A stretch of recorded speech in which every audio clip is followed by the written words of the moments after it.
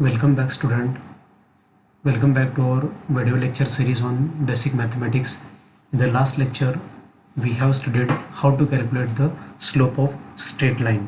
Today we are going to discuss the how to calculate the equation of straight line by using two-point form and slope point form. These two forms are very important as the exam point of view. So let us see how to calculate the slope point form and two-point form. Here the first is the slope point form. The name itself says that the how to calculate the equation of straight line. Here we have provided the slope of straight line as well as the point in which the straight line passes. Okay, the equation of straight line passing through the point x1 y1 and having the slope m, then its equation is given by y minus y1 is equal to m into x minus x1.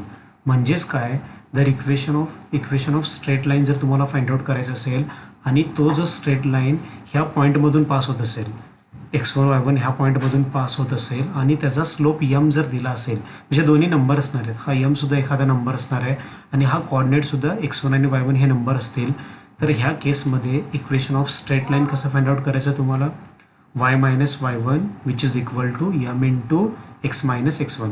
So here substitute the value of y1, substitute the value of x1. Here we are going to substitute the value of x1 and y1. Okay, again we can find the equation of straight line by using two-point form. नावातच आहे the two-point form. म्हणजे काय, here the straight line passes through two points, म्हणजे इथं straight line हा जो आहे त्या दोन पॉईंटमधून तुम्हाला पास होताना दिसेल. इथं फर्स्ट पॉईंट आहे x1 y1 and the second point is x2 y2. Let us suppose P and Q are the two distinct points and then the equation of straight line can be find out which passes through the points P and Q and which is given as the y minus y1 divided by y1 minus y2 which is equal to x minus x1 divided by x1 minus x2.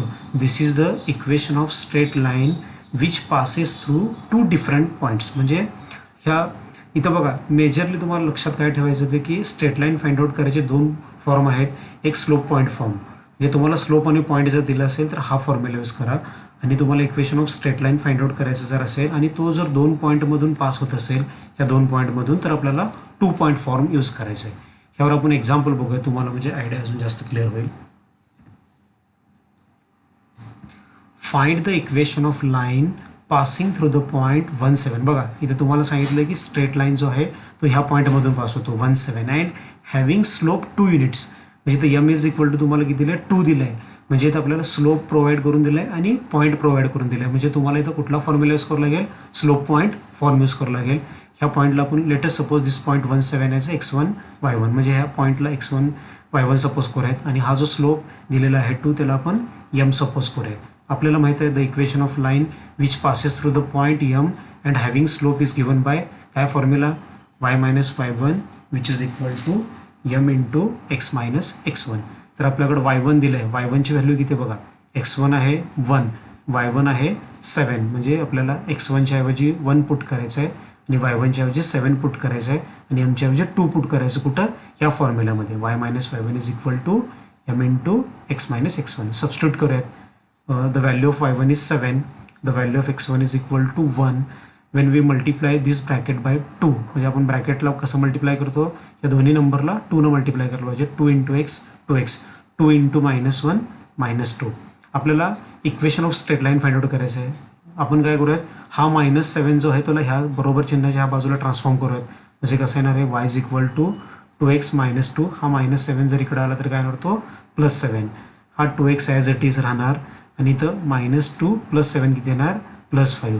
म्हणजेच काय, the equation of straight line which passing through the point 17 and having the slope 2 is given by y is equal to 2x + 5. म्हणजे ह्या पॉईंटमधून pass होणारा straight line आहे ज्याचा slope 2 आहे, त्याचं इक्वेशन काय आपल्याकडे, y is equal to 2x + 5. This is the required equation of straight line. ह्या एक्झाम्पलमध्ये आपण काय केलं आहे की स्ट्रेट लाईनचं इक्वेशन फाइंड आउट केलं आहे. मागच्या आपण व्हिडिओमध्ये काय फाइंड आउट केलं आहे, स्ट्रेट लाईनचं स्लोप फाइंड आउट केलं. हा दोघांमधला डिफरन्स आहे, लक्षात ठेवा. म्हणजे तुम्हाला जर स्लोप फाइंड आउट करायचं असेल तर स्लोप फाइंड आउट करू शकता तुम्ही, किंवा तुम्हाला इक्वेशन ऑफ स्ट्रेट लाईन जर फाइंड आउट करायला सांगितलं असेल तर आपल्याकडे दोन फॉर्म आहेत की जे आपण मागच्या स्लाइडमध्ये बघितलं आहे की आपल्याकडे हे दोन फॉर्म आहेत. एक स्लोप पॉईंट फॉर्म आहे, म्हणजे स्लोप आणि पॉईंट जर तुम्हाला दिला असेल तर हा फॉर्म्युला, 2 पॉईंट जर दिले असतील तर हा 2 पॉईंट फॉर्म आपण यूज करणार आहोत. अजून आपण एक एक्झाम्पल बघूया. Find equation of straight line. बघा हे महत्त्वाचं आहे, इक्वेशन ऑफ स्ट्रेट लाईन सांगितलं आहे. Find the equation of straight line passing through the point -4 6 and 8 -3. म्हणजे आपल्याला equation of straight line find out करायचं आहे की जो ह्या दोन पॉईंटमधून पास होणार आहे. So let it denote this point as x1 y1 and this point as the x2 y2. आपल्याला फॉर्म्युला माहिती आहे की इक्वेशन ऑफ स्ट्रेट लाईन जो दोन पॉईंटमधून पास होतो त्याचा फॉर्म्युला काय, y - y1 divide by y1 - y2 x - x1 divided by x1 minus x2. Now let us substitute all these values of x1, y1, x2, y2 in this given formula. Okay, so y as it is, the value of y1 is equal to 6.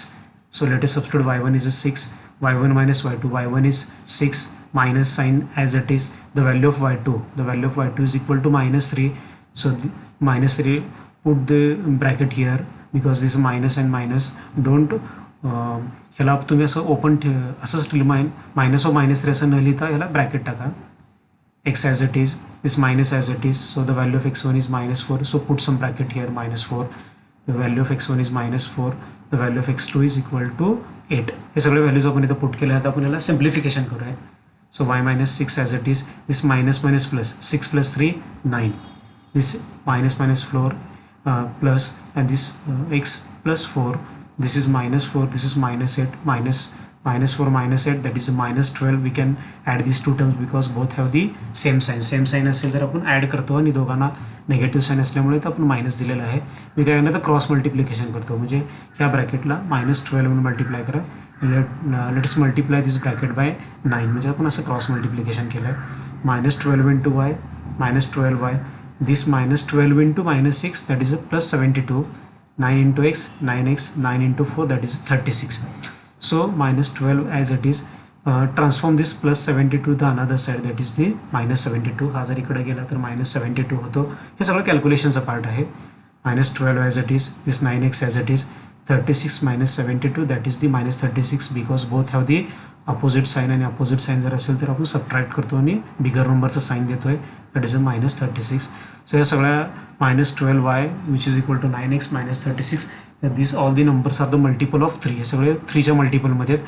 सगळ्यांना 3ने divide करूयात, म्हणजे काय ना हे 3ने divide केल्यानंतर -3ने आपण divide करूयात. ह्या मायनस साईनचा प्रश्न पण मिटेल. So it is a 4. ह्याला जर -3ने डिवाइड केला तर -3 येईल. ह्याला -3ने जर डिवाइड केलं तर हा +12. So this is our required equation of straight line which passes through this 2 points. म्हणजे आपण इथं बघा इक्वेशन ऑफ स्ट्रेट लाईनच फाइंड आउट केलं आहे, पण ह्या 2 पॉईंटमधून पास होणाऱ्या स्ट्रेट लाईन्स आपण इक्वेशन इथं फाइंड आउट केलं आहे. ह्या पद्धतीने तुम्ही 2 फॉर्मज आपण बेसिकली स्टडी केलो. The first is the slope point form in which the slope and the point is given, and the second one is the 2 point form in which 2 points are given to us. In the both cases we can find the equation of straight line. Thank you.